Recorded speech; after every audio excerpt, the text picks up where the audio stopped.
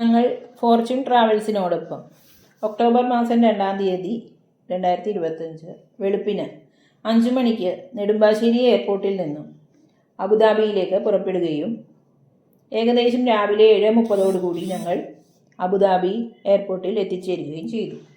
അവിടെ നിന്നും 9:30 അസർബൈജാൻ്റെ തലസ്ഥാനമായ ബാക്കുവിലോട്ട് ഞങ്ങൾക്കുള്ള ഫ്ലൈറ്റ്.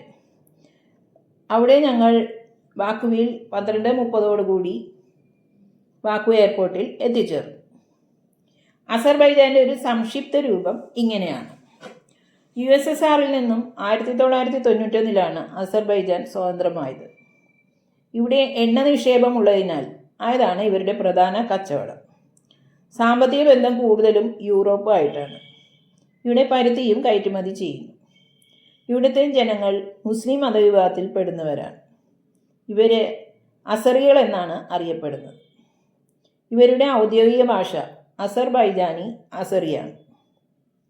തുർക്കി, പേർഷ്യൻ, റഷ്യൻ രീതിയിലുള്ള ഭക്ഷണ രീതിയാണ് ഇവർക്കുള്ളത്. ചായ ഇവരുടെ പ്രധാന ചടങ്ങുകളിൽ ഒരു ഐറ്റമാണ്. ജാം ചേർത്തുണ്ടാക്കുന്ന ചായയും ഉണ്ട്. മത്സ്യം, മാംസം, പച്ചില, പലവ്യഞ്ജനങ്ങൾ എന്നിവ ഇവരുടെ ഭക്ഷണത്തിൽ ഇവർ ധാരാളം ഉൾപ്പെടുത്തുന്നു. ബാക്കുവാണ് അസർബൈജാൻ്റെ തലസ്ഥാനം. ബാക്കു ഒരു നഗരസഭയാണ്. അസർബൈജാനിൽ കൂടുതലും മലമ്പ്രദേശങ്ങളാണ്. ഇവിടെ തേയില, ഓറഞ്ച്, നാരങ്ങ എന്നിവയാണ് പ്രധാന കൃഷി. കിഴക്ക് കാസ്പിയൻ കടലാണ്. എന്നാൽ ഇത് കടലല്ല എന്നും ലോകത്തിലെ തന്നെ ഏറ്റവും വലിയ തടാകമായിട്ടാണ് കാസ്പിയൻ കടൽ അറിയപ്പെടുന്നതെന്നും പറയുന്നു. ഓൾഗ നദിയിൽ നിന്നും ഒഴുകി വരുന്ന വെള്ളമാണ് കാസ്പിയൻ കടലിൻ്റെ ജലസ്രോതസ്. പ്രസിഡൻഷ്യൽ റിപ്പബ്ലിക്കാണ് അസർബൈജാൻ. അസർബൈജാൻ്റെ കറൻസി മനാട്ട് എന്ന് അറിയപ്പെടുന്നു. ഇന്ന് വൈകിട്ട് ഹൈലാൻഡ് പാർക്കാണ് സന്ദർശിച്ചത്. നമ്മുടെ ടൂർ ഗൈഡ് എൽവിൻ എന്നാണ് പേര്. നന്നായി കാര്യങ്ങൾ വിശദീകരിക്കുന്ന പ്രകൃതിക്കാരനായ അദ്ദേഹം ഹൈലാൻഡ്സ് പാർക്കിനെ കുറിച്ച് വിശദമായി പ്രതിപാദിച്ചു. ഫ്ലെയിമിംഗ് ടവേഴ്സ് അദ്ദേഹം ഈ ഹൈലാൻഡ്സ് പാർക്കിന് സമീപത്തുള്ള ഫ്ലെയിമിംഗ് ടവേഴ്സ് രാത്രികാലങ്ങളിൽ തീപ്പന്തം കത്തുന്ന പോലെയാണ് ആ ടവേഴ്സ് ജ്വലിച്ച് നിൽക്കുന്നത്. ആ ടവേഴ്സ് 3 ടവേഴ്സ് ഒരുമിച്ച് ചേർന്ന ഒരു ശൃംഖലയാണ്. ആ ടവേഴ്സിന് സമീപം തന്നെയാണ് പാർലമെൻറ്റ് അംഗങ്ങൾക്കുള്ള മന്ദിരം, അതുപോലെ പഴയകാല ഒരു പള്ളി. അതിൻ്റെ സമീപത്ത് തന്നെ യുദ്ധത്തിൽ മരിച്ച ഭടന്മാർക്കുള്ള സ്മാരകം. ആ സ്മാരകത്തിൽ എപ്പോഴും കത്തിജ്വലിച്ച് നിൽക്കുന്ന ജ്വാല. ഈ സ്ഥലങ്ങളെല്ലാം അദ്ദേഹം ഈ ഹൈലാൻഡ്സ് പാർക്കിൽ നമ്മളെല്ലാവരും ഒരുമിച്ച് നിർത്തിക്കൊണ്ട് വിശദീകരിച്ച് തരികയും ഞങ്ങളെ യുദ്ധത്തിൽ മരിച്ച ജവാന്മാരുടെ സ്മരണക്കായിട്ടുള്ള ആ സ്മാരകത്തിലേക്ക് തുടർന്ന് കൊണ്ടുപോവുകയും ചെയ്തു. ഇപ്പോൾ നിങ്ങൾ കാണുന്നത് പാർലമെൻറ്റ് അംഗങ്ങളുടെ പാർലമെൻറ്റ് കൂടുന്നതിനുള്ള മന്ദിരമാണ്.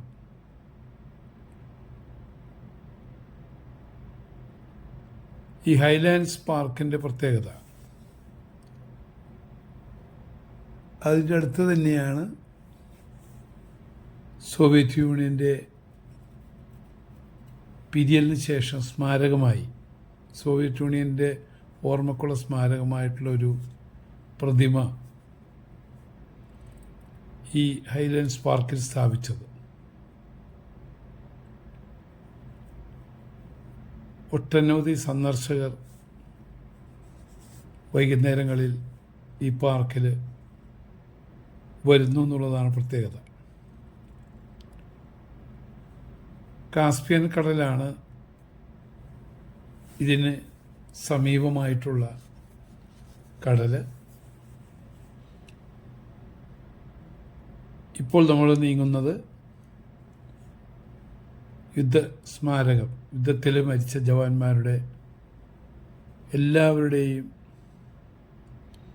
ചിത്രങ്ങളും മറ്റും ആലേഖനം ചെയ്ത് ആ ജവാന്മാരെക്കുറിച്ചുള്ള വിവരങ്ങൾ എല്ലാം ആലേഖനം ചെയ്ത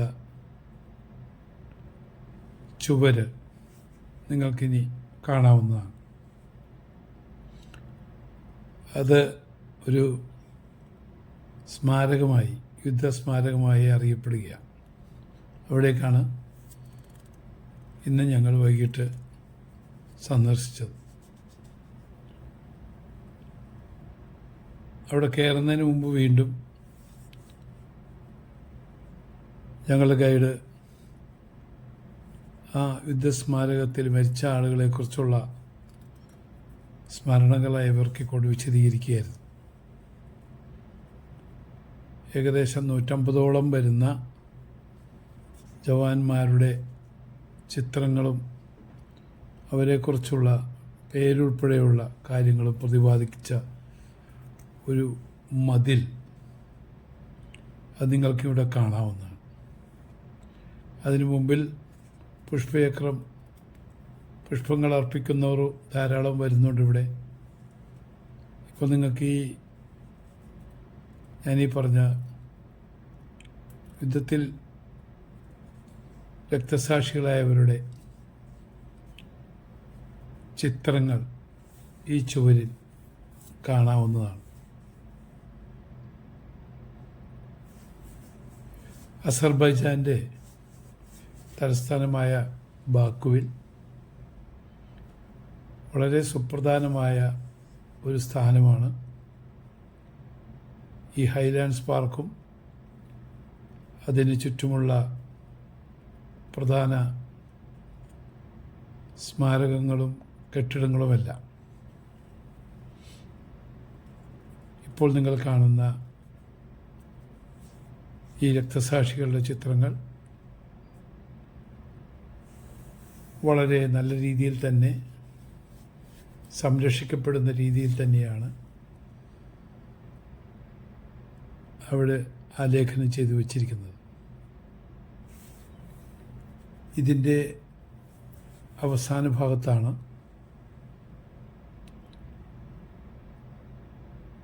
എന്നും രക്തസാക്ഷി ജ്വാലയായി നിലകൊള്ളുന്ന ഒരു സ്തൂപമുള്ളത്. അതിൻ്റെ താഴെ ഒരു മണ്ഡപവും അവിടെ ഇവരുടെ ഓർമ്മക്കായി ജ്വാല ജ്വലിച്ചു നിൽക്കും. അവിടേക്കാണ് നമ്മൾ ഇനി നീങ്ങുന്നത്. ആ ജ്വാല നിങ്ങൾക്ക് ദൂരെ ജ്വലിക്കുന്ന രംഗം ദൂരെ നിന്ന് തന്നെ നമുക്ക് ദർശിക്കാവുന്നതാണ്. ഇവിടെ നിന്നാൽ നമുക്ക് ദൂരെ കാസ്പിയൻ കടലും ഫ്ലാഗ് സ്ക്വയറും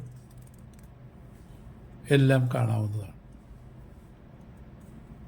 ഇത് വളരെ ഉയരത്തിലാണ് ഈ സ്തൂപം നിർമ്മിച്ചിട്ടുള്ളത്. ഇവിടെ എന്നും ഈ ജ്വാല ഇങ്ങനെ കെടാതെ കത്തിജ്വലിച്ചുകൊണ്ടിരിക്കുന്നു.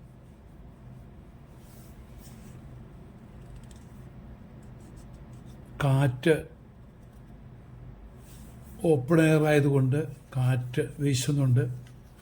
എപ്പോഴും ഈ ജ്വാല കാറ്റത്ത് ചെറിയ ശബ്ദത്തോടുകൂടി തന്നെയാണ് ജ്വലിച്ചു നിന്നുകൊണ്ടിരിക്കുന്നത്. ഞങ്ങളുടെ സംഘാംഗങ്ങളെല്ലാം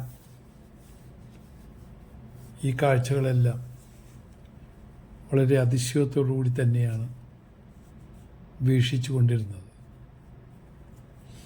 നിങ്ങൾക്കിപ്പോൾ ആ ജ്വാല ജ്വലിക്കുന്ന രംഗം കാണാം. എത്ര ദൂരത്ത് നിന്നാലും ഈ രക്തസാക്ഷി മണ്ഡപം ആർക്കും കാണാവുന്ന തരത്തിലാണ് നിർമ്മിച്ചിട്ടുള്ളത്. ഈ മണ്ഡപത്തിൻ്റെ ചുറ്റുവട്ടം നിന്നുകൊണ്ട് തന്നെ ദൂരെ ഫ്ലാഗ് സ്ക്വയറും ഒപ്പം തന്നെ കാസ്പിയൻ കടലും ഈ ഫയർ മന്ദിരങ്ങളുമെല്ലാം നമുക്ക് വീക്ഷിക്കാൻ കഴിയും. അസർബൈജാൻ എന്ന് പറയുന്ന രാജ്യം സോവിയറ്റ് യൂണിയനിൽ നിന്ന് 1921 സ്വതന്ത്ര രാഷ്ട്രമായി തീർന്നത്.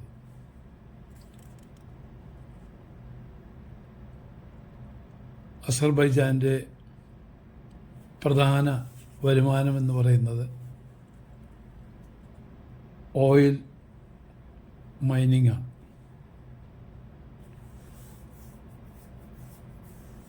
യൂറോപ്യൻ രാജ്യങ്ങളിലേക്കാണ് അസർബൈജാൻ ഏറ്റവും കൂടുതൽ എണ്ണ നൽകിക്കൊണ്ടിരിക്കുന്നത്.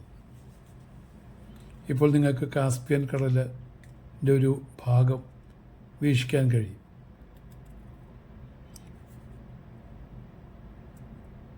ഒട്ടനവധി ആളുകൾ സായാഹ്നങ്ങളിൽ ഈ കാഴ്ച കാണാൻ ഇവിടെ എത്തുന്നത് കാണാം. വളരെ വിസ്തൃതിയിലുള്ള എത്ര ജനങ്ങൾക്ക് വന്നാലും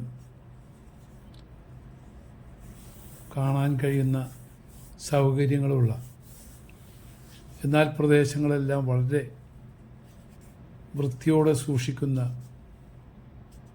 ഒരു രാജ്യമാണ് അസർബൈജാൻ. അതിൻ്റെ തലസ്ഥാനമായ ബാക്കുവിലാണ് ഈ രംഗങ്ങളെല്ലാം നിങ്ങളിപ്പോൾ കണ്ടുകൊണ്ടിരിക്കുന്നത്.